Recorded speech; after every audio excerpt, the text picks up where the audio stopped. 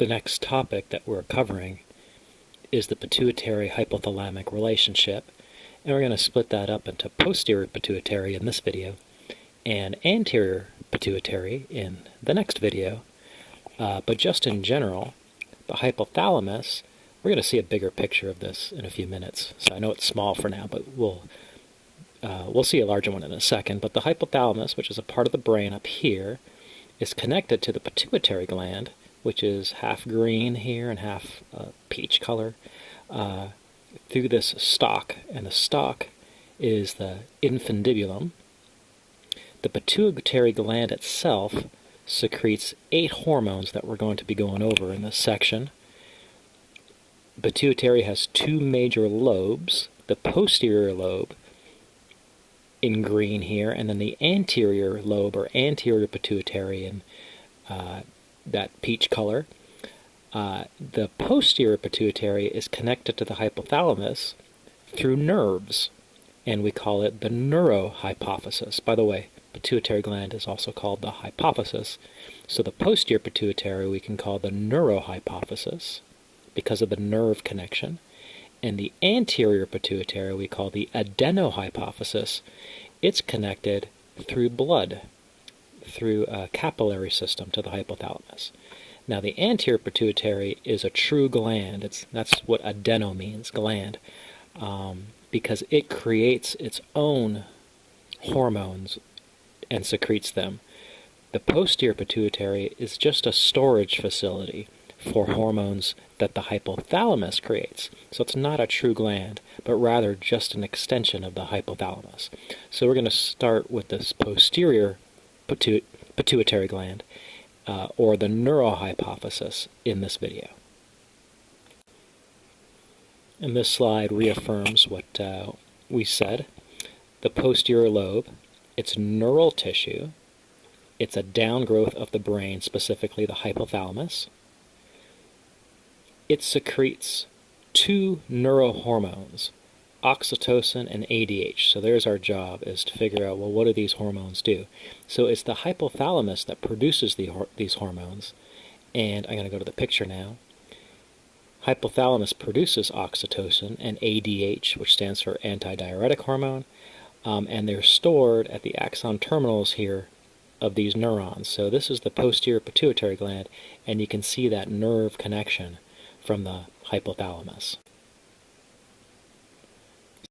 Let's run through these steps here. The hypothalamus, number 1, makes the hormones oxytocin and ADH, antidiuretic hormone.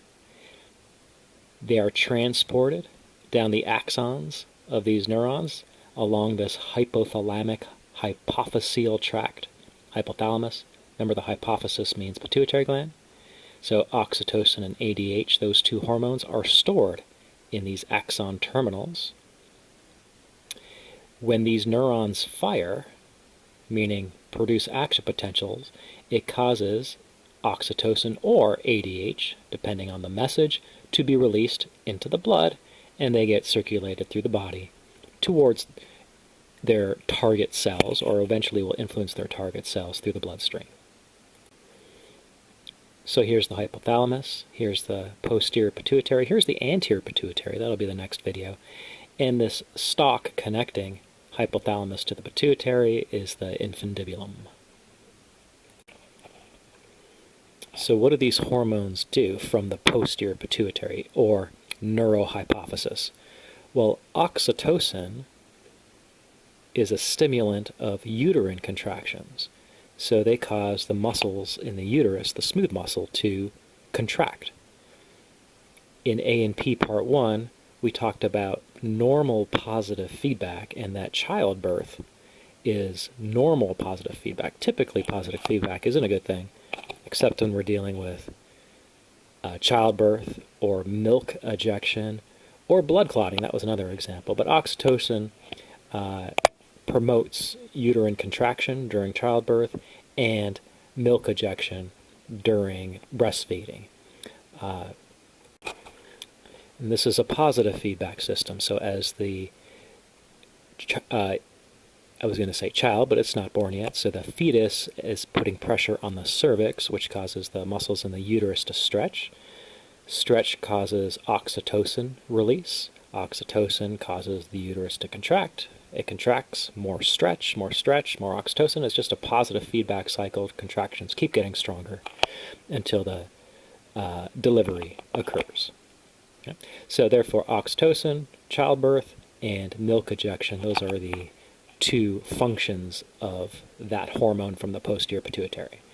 The second hormone from the posterior pituitary is the anti-diuretic hormone. Now, diuretic means lose fluids, urination.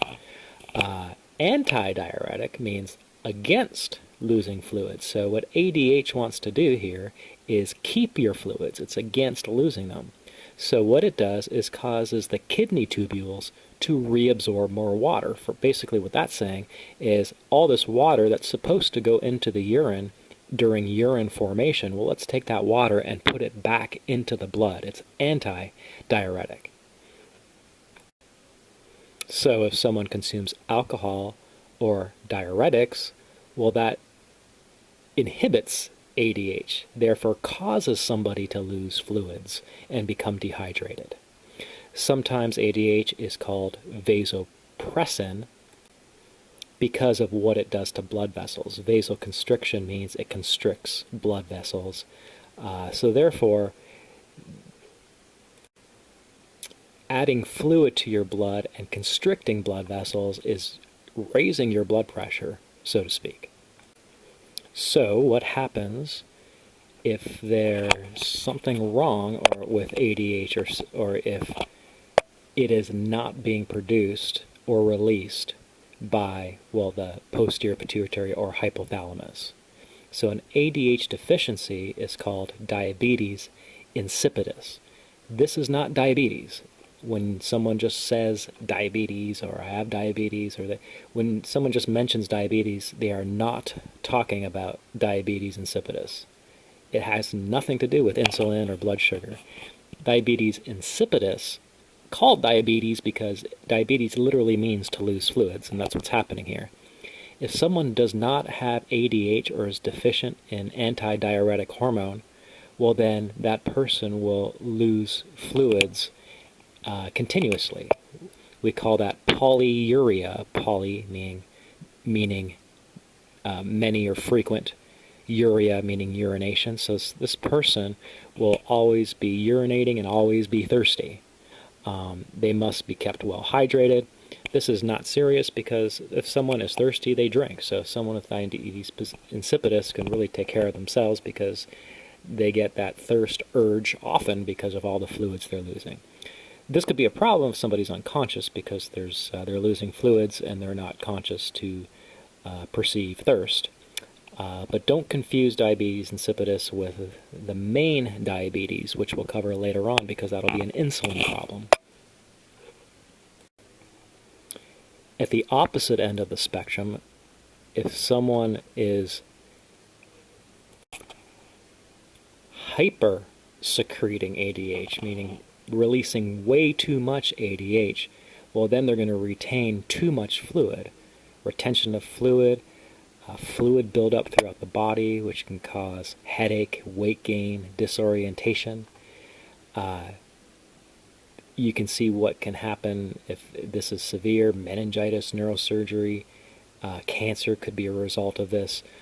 So we know what ADH does, so we could predict what can happen if it is deficient up here in diabetes insipidus, or if it is hypersecreted here in the syndrome of inappropriate ADH secretion, which you see the acronym right there, with fluid retention.